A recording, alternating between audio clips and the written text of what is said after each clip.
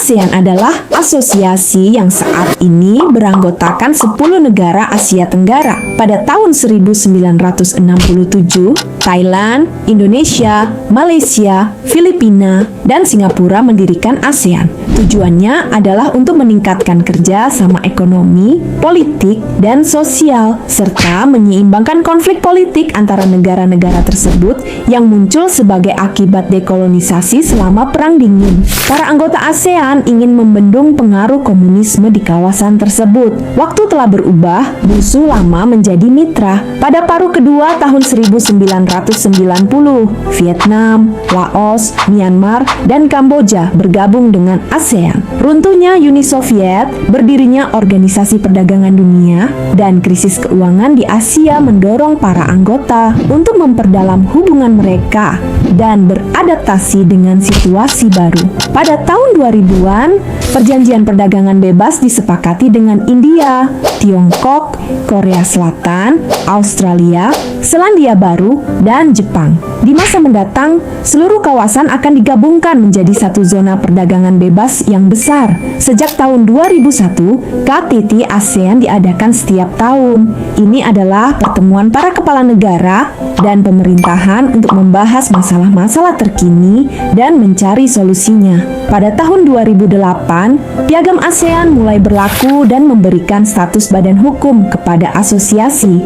Prinsip-prinsip bahasa Indonesia, non-intervensi dan pengambilan keputusan berdasarkan konsensus tetap tidak berubah. Menurut Piagam, keputusan umumnya dibuat berdasarkan konsensus. Tidak ada anggota yang dapat dipaksa untuk melakukan sesuatu. Sebagai hasilnya, rapat umum kelompok tampaknya ditutup. Hari ini, ASEAN didasarkan pada 3 pilar sebagai komunitas politik dan keamanan untuk memastikan perdamaian, sebagai komunitas ekonomi yang merupakan pasar domestik yang kuat, dan sebagai komunitas sosial dan budaya termasuk identitas bersama, tantangan, dan solusi. ASEAN menghadapi sejumlah tantangan sosial dan lingkungan. Negara-negara seperti Vietnam atau Filipina sangat rentan terhadap perubahan iklim dan sudah merasakan dampaknya saat ini. Masalah produksi batu bara. Nah, negara-negara anggota berencana untuk memenuhi permintaan energi dari penggunaan batu bara yang merusak iklim, terutama Indonesia yang membangun 117 pembangkit listrik tenaga batu bara baru pada tahun 2025. Myanmar berinvestasi dalam pembangkit listrik tenaga air raksasa dan batu bara. Laos membangun bendungan di Mekong.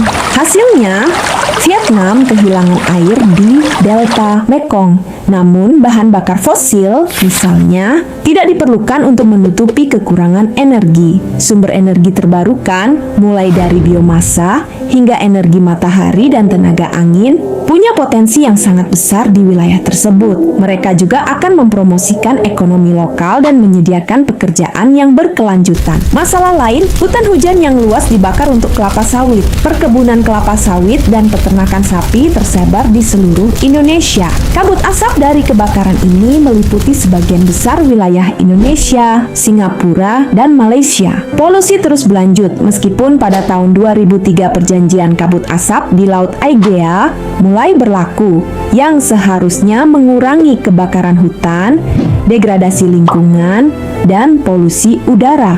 Karena masalah tersebut melintasi batas negara, ASEAN harus mengatasinya dalam upaya bersama dan berpikir melampaui batas. Ini bisa dilakukan misalnya dengan mengambil saran dari organisasi masyarakat sipil (CSOs) yang bertujuan membangun pilar keempat. Pilar lingkungan harus memastikan bahwa batasan ekologi diperhitungkan dalam perdebatan pertumbuhan. Hanya jika masyarakat sipil diinformasikan secara transparan dan lebih dilibatkan, bertindak bebas dari penindasan negara, keadilan sosial dan lingkungan bisa muncul. ASEAN harus melayani orang, bukan semata-mata mencari keuntungan.